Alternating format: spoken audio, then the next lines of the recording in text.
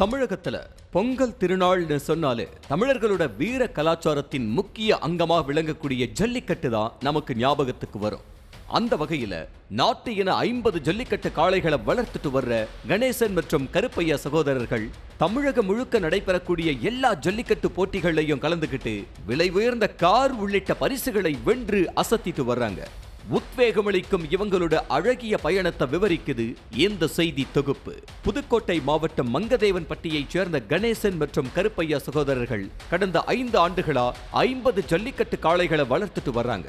தமிழகம் முழுக்க நடைபெறக்கூடிய எல்லா ஜல்லிக்கட்டு போட்டிகளையும் தங்களோட காளைகளை களமிறக்கி பரிசுகளை அள்ளி வர்றாங்க. தமிழகத்திலேயே 50 ஜல்லிக்கட்டு காளைகளை வளர்க்கக்கூடிய ஒரே சகோதரர்கள் அப்படிங்கிற பெருமையும் இவங்களுக்கு உண்டு. புதுக்கோட்டை மாவட்டம் மங்கதேவன்பட்டி கணேஷ் கருப்பையா. நாங்கள் பார்த்திங்கன்னா இப்போ ஒரு 5 வருஷமாக அதிகமாக மாடு வளர்த்துட்ருக்கோம். எல்லா ஒரு ஜல்லிக்கட்டும் கலந்துக்கிறோம். நாங்கள் பார்த்திங்கன்னா எல்லா ரக காளைகளும் நம்மக்கிட்ட இங்கே இருக்குது. புலிக்குளம், கண்ணாவரம் மாடு, தேனி மரமாடு, நம்ம திருச்சி குட்டை மாடு, தெக்கித்தி மாடு, ஜெயங்கொண்ட மாடு, எல்லா வகை மாடும் இங்கே இருக்குது. இந்த நிலையில ஜல்லிக்கட்டு காளை வளர்ப்பு குறித்த தங்களோட உற்சாகப்படுத்தும் பயணத்தை நம்ம கூட இவங்க பகிர்ந்துக்கிறாங்க. இது தொடர்பா ஜல்லிக்கட்டு காளைகளை வளர்க்கும் கணேசன் பேசும்போது, ஜல்லிக்கட்டு காளை அப்படிங்கிறது வெறும் வார்த்தை மட்டும் இல்ல, அது ஒரு பாரம்பரியம், கலாச்சாரத்தோட அடையாளம், கனவு, ஆர்வம்னு எப்படி வேணும்னாலும் வச்சுக்கலாம். எங்க முப்பாட்டன்கள் ஜல்லிக்கட்டு மாடுகளை வளர்த்தாங்க. ஆனா அவங்க வச்சிருந்தது என்னவோ சில மாடுகள் தான். ஆனால் அவங்கள தொடர்ந்து வந்த நாங்கள் இன்னைக்கு 50 மாடுகள் வச்சுருக்கிறோம். அதுக்கு காரணம் எங்களுக்கு அந்த மாடுகளை வளர்க்கணும் அப்படிங்கிற ஆர்வத்தை தாண்டி நாட்டு மாடுகளோட இனம் அழிஞ்சிடக்கூடாது, அதை பாதுகாக்கணுங்கிறது தான் அப்படின்னு நிகழ்ச்சி பங்கு பேசியிருக்காரு. ஜல்லிக்கட்டு ஆர்வம் பார்த்திங்கன்னா நம்ம முன்னோர்கள் முப்பாட்டம் காலத்துலேருந்து மாடு இருக்குது. அவர் சின்ன கால பெரிய காலம்னு ஓட்டியிருக்காங்க போட்டு. அதுக்கப்புறம் அவள் அப்பா காலத்தை கொஞ்சம் விட்டுட்டார். அப்புறம் நம்ம என்ன பண்ணோம்னா, இப்போ இதுக்கு இடையில இப்போ ஜல்லிக்கட்டு இப்போ நடத்துட்டாங்க பார்த்தீங்களா, அதுக்கு இடையில பார்த்திங்கன்னா அப்போ தான் அந்த ஜல்லிக்கட்டு இன்னும் அதிகமாக நமக்கு ஆர்வமாக இருந்துச்சு. இப்போ நம்ம பண்ணுவோன்ட்டு அதுலேருந்து எடுத்து வளர்த்து பண்ணிக்கிட்டு இருக்கோம். 5 வருஷமாக தொடர்ந்து எல்லா ஒரு ஜல்லிக்கட்டுக்கும் நம்ம போய் அடைச்சிட்டு வந்துக்கிட்டு இருக்கோம். சரி, நம்மக்கிட்ட பார்த்திங்கன்னா 32 மாடு இப்போ இருக்குது. மொத்தம் 50 மாடு கணக்கு வருது. இந்த மாடு உள்ளே இருக்குது, எடுத்து வரணும். எடுத்து போட்டு வெளியில் நிற்கிது. இங்கே கட்டுத்தல் 32 மாடு நிற்கிது. இங்கே அதெல்லாம் நம்ம ஒரு மாடு எடுத்து வருவோம். கட்டுத்தல் அங்கே கடையிலே நிற்கிது, எடுத்து வந்துடுவோம்.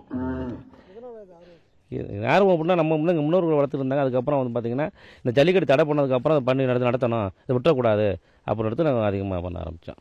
ஜல்லிக்கட்டு போட்டிகள் துவங்க இருக்கிற 3 மாசத்திலிருந்தே மண் குத்துதல், நீச்சல், நடைப்பயிற்சின்னு இங்க இருக்கக்கூடிய எல்லா காளைகளுக்கும் சுழற்சி முறையில பயிற்சி வழங்குறாங்க.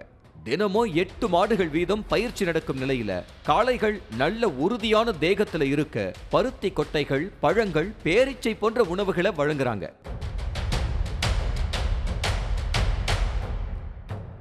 இந்த காளைகள் எந்த இனங்களா இருந்தாலும் இவற்றோட திறமையும் அறிவு கூர்மையும் களத்துல விளையாடுறதையும் வச்சு அவைகளுக்கு செல்ல பெயர்களை வச்சிருக்காங்க. அதுல 2 வகை காளைகள் உண்டுன்னு சொல்றாங்க. அதுல ஒண்ணுதான் விளையாடும் மாடு, இன்னொன்னு போக்கு மாடு. அதாவது விளையாட்டு மாடு களத்துல இறங்கி ஓடாம நின்னு விளையாடும். போக்கு மாடு வாடிவாசலிருந்து வரும்போதே துள்ளி குதிச்சு ஓடும். போன வருஷத்திலிருந்தே ஜல்லிக்கட்டு போட்டியில பங்கேற்கக்கூடிய காளைகளை முன்பதிவு செஞ்சு போட்டிகள்ல பங்கேற்க வைக்கக்கூடிய வசதி ஏற்படுத்தப்பட்டுச்சு.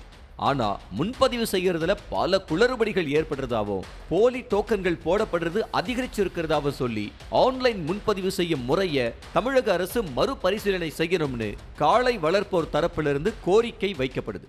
இப்போ இந்த ஆன்லைன் முறை பார்த்தீங்கன்னா, இப்போ நல்ல மாடு இருக்குதுன்னா அந்த மாடு கிடைக்க மாட்டேங்குது, டோக்கன் கிடைக்க மாட்டேங்குது. ஆன்லைன் முறை ஏதோ ஒரு மாட்டுக்கு கொடுத்துட்றாங்க. முன்னாடி இப்போ அந்த நம்ம பாரம்பரியம் பார்த்திங்கன்னா முறைப்படி போய் வெத்தலை பாக்கு வச்சு இந்த மாடு எனக்கு வேணும் அப்படின்னு சொல்லி மாடை கொண்டு வருவோம். அந்த கலாச்சாரமே இல்லாமல் போயிடுச்சு இப்போ. அதனால் பார்த்திங்கன்னா நல்ல மாடு அங்கே இருந்த போது சரியில்லாத மாட்டுக்கு வந்துடுது. அதனால் ரொம்ப இந்த ஒரு கல்ச்சர் ரொம்ப நம்ம பாரம்பரியம் போயிருமோன்னு பயமாக இருக்குது. தற்போது ஒரு வருடத்துக்கு சுமார் 50 ஜல்லிக்கட்டு போட்டிகள் தமிழகத்தில் நடத்தப்படும் நிலையில பெரும்பாலானவை தகுந்த பாதுகாப்புடன் நடத்தப்பட்டாலும் ஒரு சில இடங்களில் நடத்தக்கூடிய ஜல்லிக்கட்டு எந்த வரைமுறையும் இல்லாம நடத்தப்படுறதா குற்றச்சாட்டு முன்வைக்கப்படுது. அதே போல ஜல்லிக்கட்டு நடத்தப்படும் அந்த கிராமத்தை சேர்ந்தவங்க எந்தவித முன்பதிவும் இல்லாம தங்களுடைய காளைகளை இறக்குவதனால அது மற்ற காளை உரிமையாளர்களுக்கு பெரிய பாதிப்பை ஏற்படுத்தக்கூடியதா இருக்கணும். இதையும் சரி செய்ய நடவடிக்கை எடுக்கணும்னு கோரிக்கை வைக்கப்படுது.